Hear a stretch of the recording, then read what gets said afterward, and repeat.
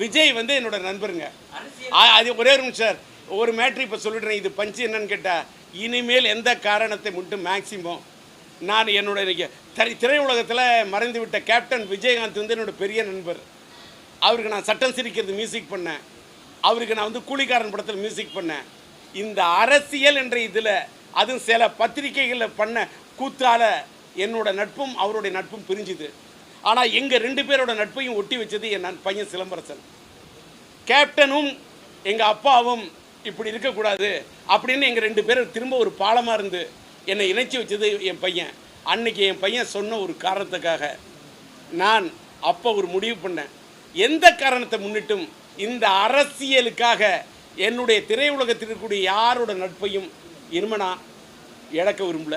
அது super star ரஜினியாக இருக்கலாம், super actor Kamala இருக்கலாம், நம்முடைய இளைய தளபதி விஜயா இருக்கலாம்,